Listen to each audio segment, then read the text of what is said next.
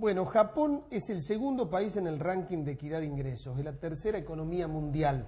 Sufrió dos bombas atómicas, el 6 y el 9 de agosto de 1945, por decisión del presidente de Estados Unidos, Harry Truman. De ahí realizó el milagro japonés, creció al 10% anual durante 10 años a partir de 1960. Sufrió la burbuja inmobiliaria los primeros meses de los años 90, ahí se frenó el crecimiento, se implementaron distintas políticas con resultados dispares. Actualmente el escenario de Japón es deflación de precios, caída de consumo y alto déficit fiscal. Enfrenta además la reestructuración de la zona del noroeste con daños elevados.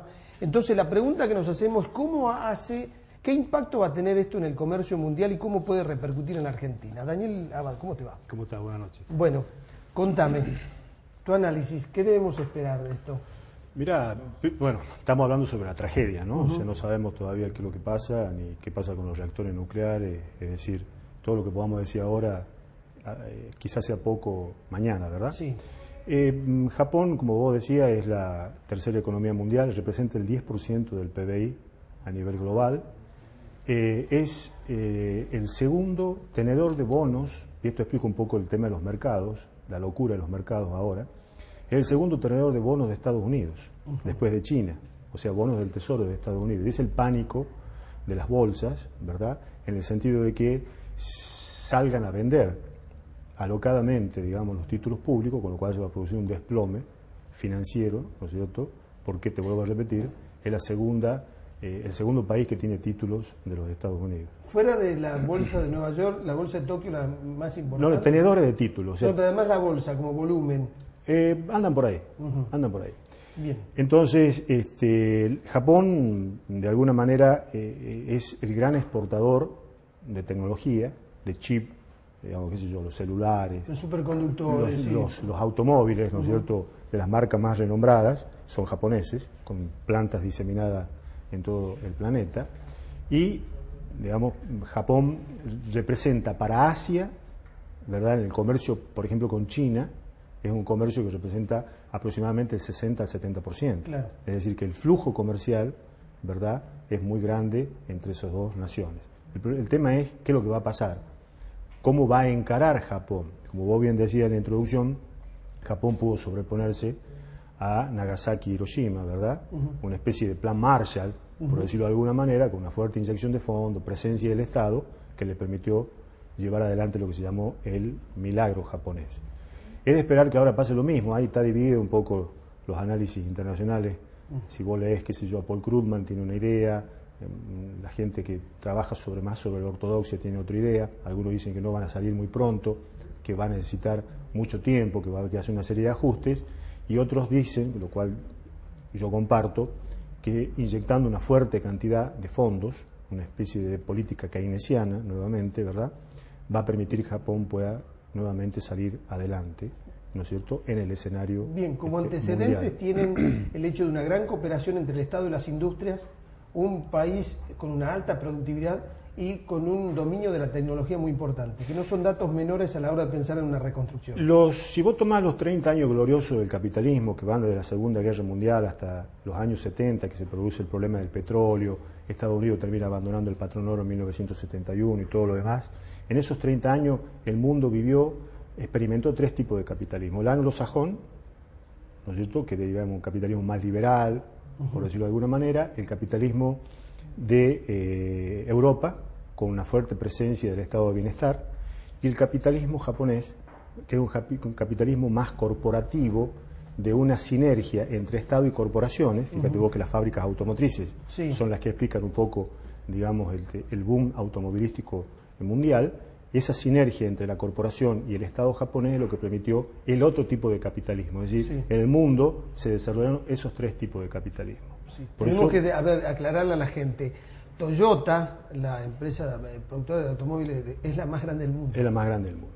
Bueno, ese es como consecuencia de eso. Ahora, respondiendo un poco tu segunda parte de la pregunta, ¿cómo va a impactar esto? En el mundo, bueno, el mundo ya venía con algunos problemas que en algunos casos algunos son optimistas, otros un poco más pesimistas, Estados Unidos está recuperando un poco el empleo, de todas maneras sigue con una tasa de desempleo muy alta, alrededor del 10%.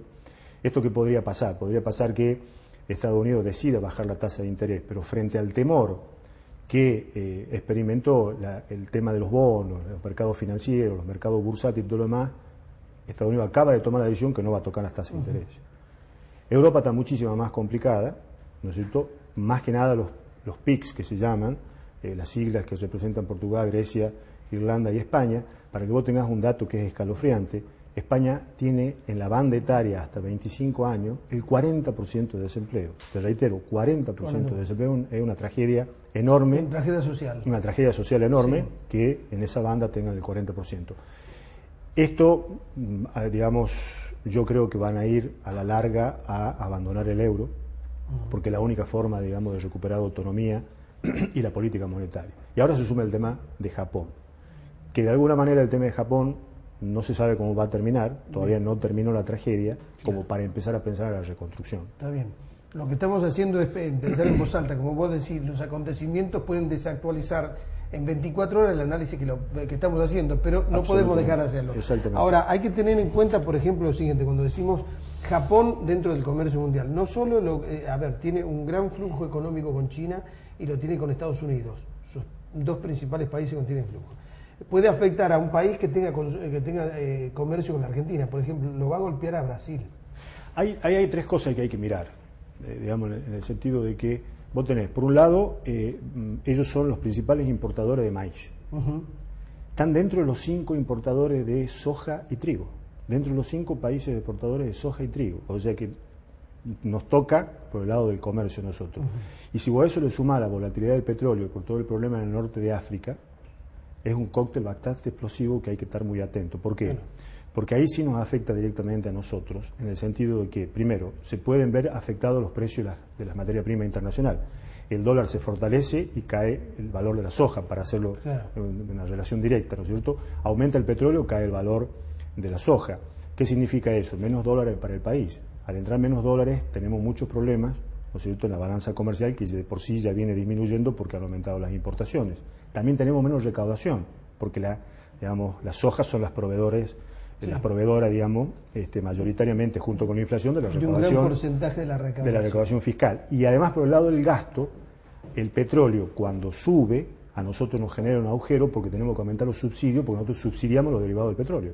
Entonces hay un cóctel ahí que hay que seguirlo muy de cerca porque no sabemos. Hasta ahora hubo una baja del petróleo. A ver, para que la gente tenga en cuenta, Japón importa el 99% del petróleo que consume, el 74% del gas que consume y el 98% del hierro que consume. Exactamente. O sea, es un gran demandante de estos productos. Lo que hay que tener en cuenta ahí es que si Japón, terminado esto, que ojalá termine lo más rápido posible, cosa que puedan empezar a mirar un poco para adelante, decide ahí se va a producir un boom. ¿Por qué?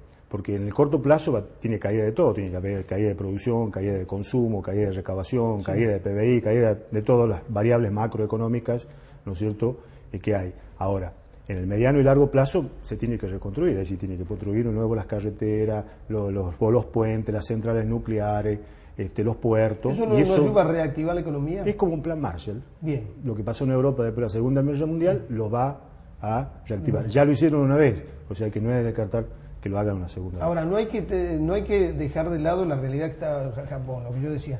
Deflación de precios, caída del consumo y una gran deuda pública, ¿no?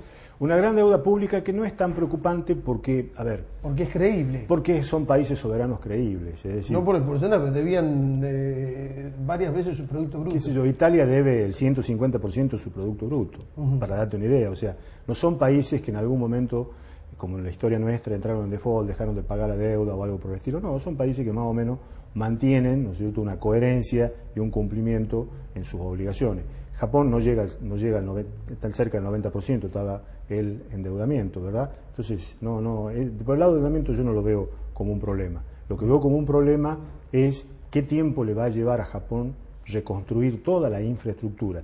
Y ahí es muy importante la inversión pública y el gasto público, ¿verdad? Porque las empresas privadas han quedado prácticamente la mayoría de esa parte del noreste de Japón destruidas. Claro, hay que ver cuánto sigue demandando Japón del comercio internacional. Exacto. Y bueno, cuánto sigue aportando su producto. A ver, me decían, por ejemplo, que hoy en Tucumán ya hubo algunas correcciones de los precios de los productos que vienen de Japón. Sin Lo duda. que tiene que ver con la tecnología. Lo que tiene que ver se va a atrasar, por eso te digo, en el corto plazo va a haber un impacto muy grande dentro de la economía japonesa y todo lo que demandaba Japón. Ahora, en el mediano y largo plazo, cuando avance la reestructuración, digamos, y volver a construirlo a esa parte que ha sido dañada por el terremoto, el tsunami, y esperemos que no ocurra una tragedia con las centrales nucleares, se va a producir una reactivación. Inevitablemente eso pasó con el terremoto de Kobe, pasó después de la Segunda Guerra Mundial, pasó en México, o sea, siempre se produce una reactivación en el mediano y largo plazo. Pero en el mientras tanto, como vos decís, nos pueden cambiar algunas reglas de juego en cuanto a, es decir, hay que ver cómo sigue el tema del precio del petróleo, porque va a incidir en las hojas y en los otros commodities. En el comercio, porque Argentina estamos fuera de los mercados financieros internacionales. Claro. Nosotros salimos a tomar deuda. Bien. Por ahí la gente ve que caen los títulos públicos, pues son los tenedores de títulos públicos de deuda que ya hemos reestructurado. Claro. Entonces caen porque hay una volatilidad, ¿no es cierto? Hay mucho temor en el mundo, pero no sabe qué va a pasar. Entonces la gente se desprende y trata de refugiarse en lo que cree que la va a proteger. Esto nos ayuda, que la Argentina esté un poco marginada de lo que es el comercio mundial y el tema de los mercados internacionales. Sí, de alguna manera sí, ayuda. Lo ideal sería, no es malo endeudarse, lo malo es que el endeudamiento vos no lo uses para crecer y para desarrollarte. Sí. ¿Verdad? Cuando vos el endeudamiento lo usás para otras cosas que no sean para crecer y desarrollar, Vas al default. ahí Sí, hay otro problema.